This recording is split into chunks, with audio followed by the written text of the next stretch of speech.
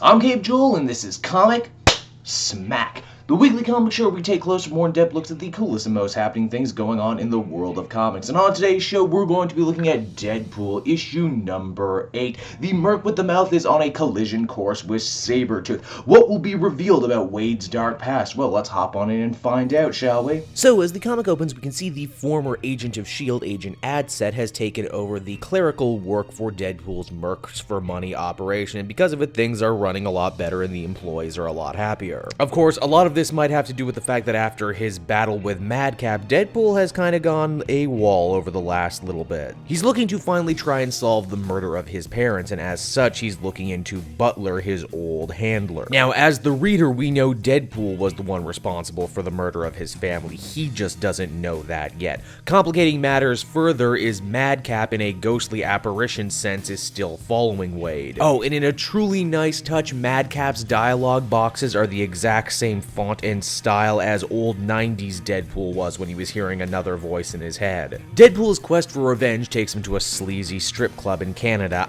Reminds me of home. The manager of the club used to be extra muscle for Dr. Butler, and he was one of the dudes responsible for picking Deadpool up for organ extraction and memory wipes. After suffering a heart attack out of fear just at the sight of the Merc with the Mouth, Deadpool manages to resuscitate him, using his mouth of course, before finally throwing him out an ambulance, saying he'll be back later for more information. Deadpool, however, does get one very promising lead, and that is that he was not alone the night his parents were murdered. Another test subject, Victor Creed, aka Sabretooth, was with him, and because of that, Deadpool has his sights based solely on that guy. It's right around here being an Avenger actually begins to pay off for Wade, because he's able to use Jarvis to do a massive check on Avengers databases for where Sabretooth is these days. And of course, if you've been reading the Uncanny X-Men book, you'll know Victor is shacked up with Magneto and those X-Men. Deadpool is gonna have to play this snatch and grab job just right. Sabretooth is dangerous on the best of days, especially now that he's backed up by all these other dangerous mutants. Deadpool being Deadpool, of course, looks to cartoons for inspiration. Hey, you remember that great episode of The Simpsons when Homer buys Snake's car and Snake tries to kill him by stringing up a bunch of piano wire in an attempt to cut his head off when he comes driving by? Yeah, Deadpool does that, and it actually works. And to think, as the comic ends, Wolverine, when he was alive, told Deadpool that that plan is stupid and what works in cartoons doesn't work in real life. Wah wah. After a lot of lighter, fancy-free, funnier issues in a row, Deadpool number 8 looks to kick off a much darker, more serious Deadpool story, which I am totally okay with. After all, I think one of the finest stories in this now actually pretty long dug-in era of Deadpool was actually The Good, the Bad, and the Ugly, and this story looks to be going back to similar material. Deadpool really does hit that point in this issue where he becomes scary to the audience, which is always cool, especially for a character as funny as Deadpool is. I'm also a big Sabretooth fan, him probably being my favorite evil mutant, so I'm definitely excited to see where this storyline is going to go from here. Overall, I would give this one a very positive 8 out of 10. Hey everyone, thanks so much for watching my newest video. I hope you enjoyed it, and I hope you'll feel like checking out some more videos I have on offer here at Cape Joel.